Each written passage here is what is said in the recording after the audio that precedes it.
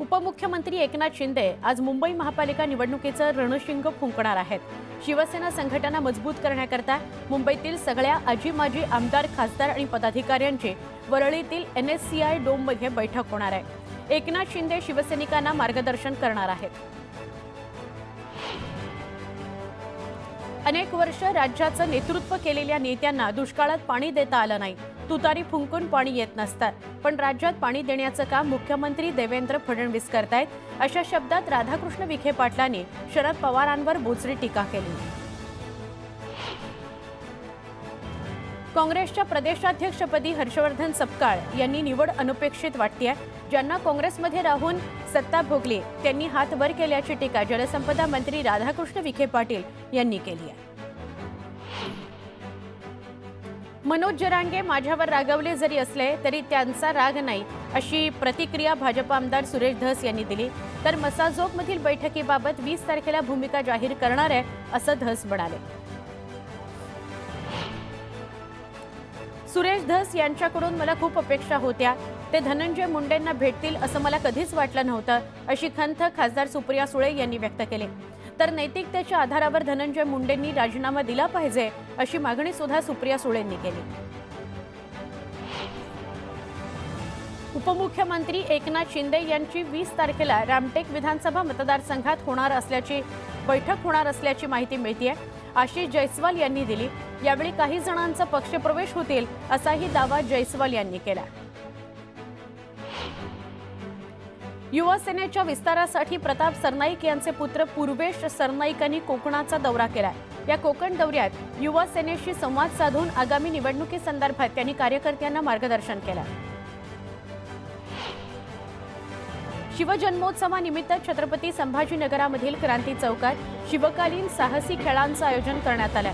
यावेळी उबाठा नेते अंबादास दानवे यांनीही तलवारबाजी केली। महाराजांना अभिवादन करत दानवेंनी तलवारीला नमस्कार करत तलवारबाजी केली। रत्नागिरीच्या दापोली नगरपंचायतीत उबाठा पक्षाला खिंडार पडलाय। 5 नगरसेवक उद्या शिवसेनेमध्ये प्रवेश करणार आहेत। विधानसभा निवडणुकीपूर्वी राष्ट्रवादी काँग्रेसमधून उबाठात आलेले नगरसेवक आता शिवसेनेमध्ये प्रवेश करणार आहेत। उल्हासनगरमध्ये एका बांगलादेशी नागरिकाला चक्क पोलीस क्लिअरन्स मिळवण्याकरता पोलीस ठाण्यात पासपोर्ट विभागात दाखल व्हावं लागलं। तो तिथे गेला, मात्र तो गेल्या अनेक वर्षांपासून खोट्या कागदपत्रांच्या आधारे वास्तव्य करत असल्याची बाब समोर आली आहे। पोलिसांनी त्याला अटक केली। 20 फेब्रुवारीपर्यंत या इसमाला पोलीस कोठडी सुनावण्यात आली आहे।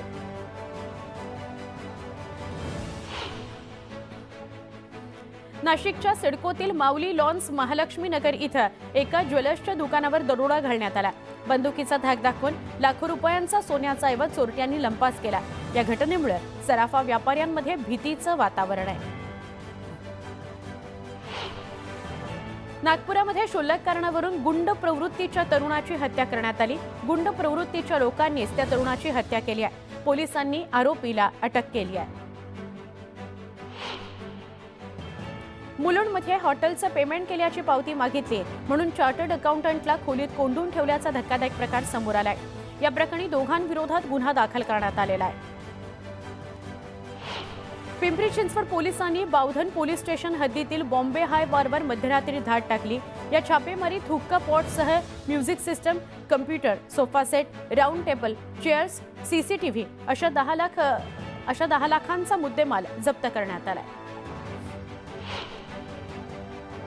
वसईच्या सातिवली इथं एका परीक्षा केंद्रावर अंबरनाथहून आलेल्या डमी विद्यार्थ्यानं 12वीची परीक्षा देण्याचा प्रयत्न केला। याची मनसेच्या पदाधिकाऱ्यांना कुणकुण लागली आणि त्यांनी पाठलाग करत विद्यार्थ्याला पकडलं, पोलिसांच्या ताब्यात दिलं। वसई तालुक्यामध्ये शालेय शैक्षणिक क्षेत्रात भलं मोठं रॅकेट असल्याचा मनसेनं दावा केलेला आहे। मुंडवा ट्रॅकवेलमधून पुणे महानगरपालिकेनं प्रक्रिया न केलेलं गटाराचं पाणी जुना कॅनॉलमध्ये सोडल्यानं नागरिकांना नाहक त्रास सहन करावा लागतोय। डेंग्यू, मलेरियासह GBSचा धोका निर्माण झालाय। याबाबत तक्रार केल्यानंतर दुर्लक्ष केल्याचा आरोप नागरिकांनी केलाय। विरार पूर्वेकडील मनवेलपाडा इथं एका भरधाव टेम्पोनं दुचाकीला जोरदार धडक दिली। या अपघातात एका महिलेचा जागीच मृत्यू झालाय, तर दुचाकीस्वार गंभीर जखमी झालाय। मात्र या अपघातानंतर तब्बल अर्ध्या तासानं रुग्णवाहिका आल्यानं नागरिकांनी संताप व्यक्त केला।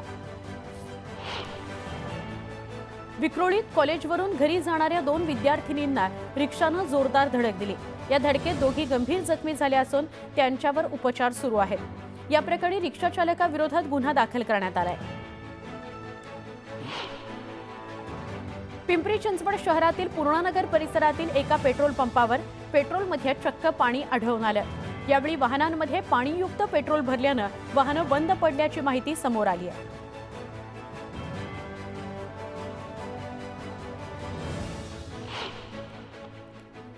आपण एक महत्त्वाची बातमी बघूया। आज राज्य मंत्रिमंडळाची बैठक आहे। राज्य मंत्रिमंडळाच्या बैठकीमध्ये अनेक महत्त्वाचे निर्णय होऊ शकतात। राज्यात जीबीएसचा प्रादुर्भाव वाढतोय, त्या संदर्भातली चर्चा होऊ शकते। तसंच पीक विम्यावरही चर्चा होण्याची शक्यता आहे। राज्य मंत्रिमंडळाची बैठक महत्त्वाची असते। साधारणपणे दर आठवडा की दर 15 दिवसांनी ही बैठक होते। या बैठकीमध्ये राज्यातल्या महत्त्वाच्या प्रश्नांवर चर्चा होऊन निर्णय सुद्धा घेतले जातात। आज जीबीएसचा वाढता प्रादुर्भाव आणि पीक विमा या संदर्भात राज्य मंत्रिमंडळाच्या बैठकीत चर्चा होऊ शकते। साधारणपणे 11 किंवा 12 वाजता राज्य मंत्रिमंडळाची बैठक अपेक्षित आहे।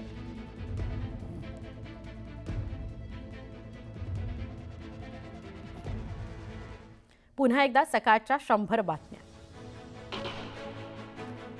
एकनाथ शिंदेंच्या बालेकिल्ल्यात 24 फेब्रुवारीला गणेश नाईकांचा जनता दरबार भरणार आहे।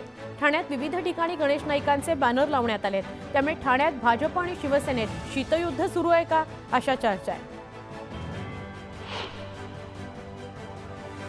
महाराष्ट्र केसरी कुस्ती स्पर्धेकरता आता नेमण्यात आलेली समिती अमान्य असून निवृत्त न्यायाधीशांनी चौकशी करावी अशी मागणी शिवराज राक्षे यांनी केली आहे। तर माझ्यावर अन्याय करणाऱ्यांना निलंबित करावं अशी मागणीही त्यांनी केली आहे।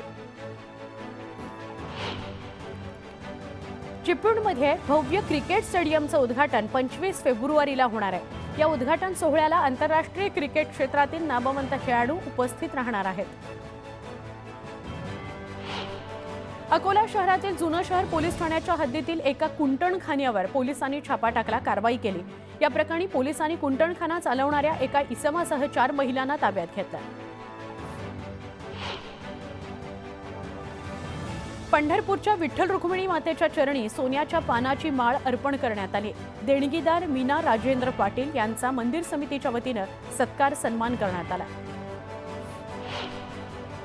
बदलापुरामध्ये भीम महोत्सव आयोजित करण्यात आला होता। यावेळी सुप्रसिद्ध गायक आनंद शिंदे यांच्या गीतांनी रसिक मंत्रमुग्ध झाले। उल्हासनगर रेल्वे स्थानक परिसरामध्ये एका दुकानदारावर चाकू उगारून तिघांनी दहशत माजवण्याचा प्रयत्न केला। यावेळी दुकानातील सामानांची देखील त्यांनी तोडफोड केली। ही सगळी घटना सीसीटीव्हीत कैद झाली आहे। नवी मुंबई शहर पिण्याच्या पाण्याच्या बचतीमध्ये देखील आघाडीवर आहे। यासाठी नवी मुंबई महापालिकेनं शहरातील बांधकाम क्षेत्राला आणि उद्योगांना पुनर्प्रक्रिया केलेलंच पाणी वापरणं बंधनकारक केलंय। आयुक्तांच्या निर्णयाला सगळ्यांनी सकारात्मक प्रतिसाद दिला। उपमुख्यमंत्री एकनाथ शिंदे यांनी मुख्यमंत्री सहाय्यता निधीला समांतर वैद्यकीय मदत कक्ष उभारला आहे। त्यामुळे महायुतीत चढाओढ सुरू आहे का, अशी चर्चा आहे। राज्य सरकारनं एसटीच्या दरात वाढ केली होती, त्यानंतरही एसटीची आर्थिक स्थिती बिकटच आहे। एसटीकडे 350 कोटी रुपयांची देणी थकली असून कर्मचाऱ्यांचे पीएफचे पैसेही कापूनही ते भरले गेलेले नाहीत। तसंच खासगी बसचे दर कमी असल्यानं एसटीच्या प्रवाशांची संख्या लाखांनी कमी झालेली आहे। नवी दिल्लीमध्ये अनुदानापेक्षा कर्ज देणं आणि पत वाढवणं यावर मोदी सरकारचं लक्ष आहे, हे आता स्पष्ट झालंय। 2025-26 साठी केंद्राचा अनुदान खर्च 6 वर्षांच्या निचांकी पातळीवर आणि जीडीपीच्या तुलनेत 7 वर्षांच्या निचांकी पातळीवर घसरणार आहे। महाकुंभमध्ये आतापर्यंत 54 कोटींहून अधिक भाविकांनी त्रिवेणी संगमामध्ये स्नान केलं। भाविकांची ही संख्या अंदाजापेक्षा खूपच जास्त आहे। दररोज सरासरी 1 कोटींहून अधिक भक्त महाकुंभला भेट देत आहेत, असं अधिकाऱ्यांनी सांगितलं। 20 दिवसांमध्ये सरासरी 1 कोटींहून अधिक भाविक संगमात दररोज स्नान करत आहेत। एसटी महामंडळाच्या ठाणे विभागाला मिळालेल्या 50 लालपरी आणि 15% भाडेवाढीनं तारलेलं आहे। मात्र नव्या वर्षाच्या सुरुवातीला राजकीय हस्तक्षेपामुळे ठाणे नियंत्रक विभागातून 150 चालकवाहक मेकॅनिक यांनी आपापल्या मूळ गावी बदली करून घेतल्यानं कर्मचाऱ्यांची चणचण भासू लागली आहे।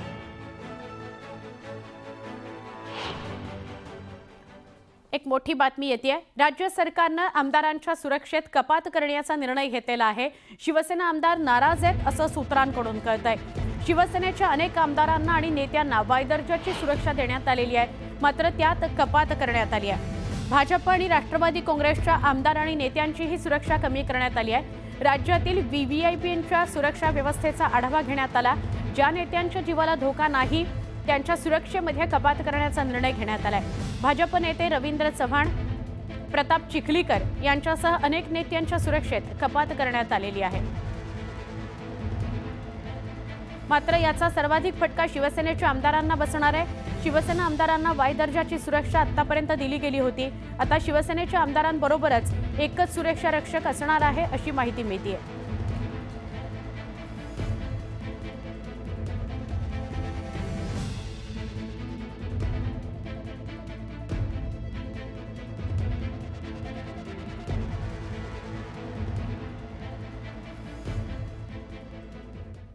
पुन्हा एकदा वेगवान स्वरूपातल्या घडामोडी.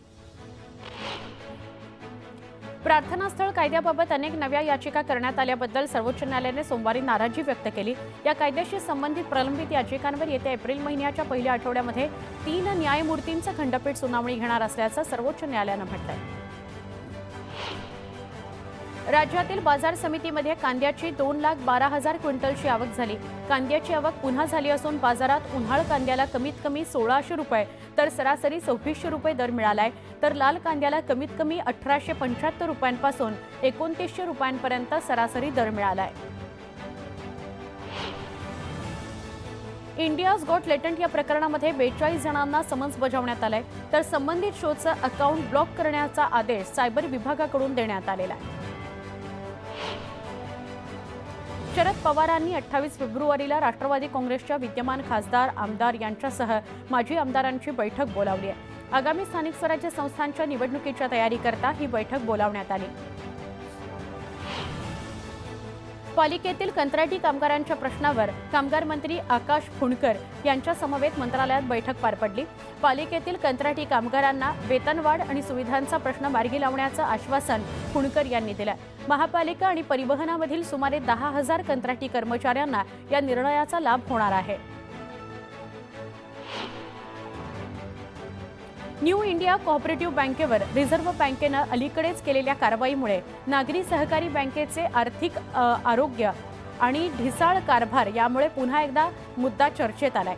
मार्च 2024 पर्यंत गेल्या 5 वर्षात राज्यातील तब्बल 60 नागरी सहकारी बँका नामशेष झालेल्या आहेत. त्यामुळे ठेवीदारांनाच अधिक झळ सोसावी लागणार आहे. राज्य सरकारनं 2023-24 या आर्थिक वर्षात मागेल त्याला ठिबक सिंचन योजना राबवली होती. त्यामुळे शेतकऱ्यांना मोठ्या प्रमाणावर योजनेत सहभाग मिळाला. पण अनुदानापोटी 1,30,000 शेतकऱ्यांना मिळणारे सुमारे 716 कोटी रुपयांचा निधी अद्यापही शेतकऱ्यांच्या खात्यावर वर्ग करण्यात आलेला नाही.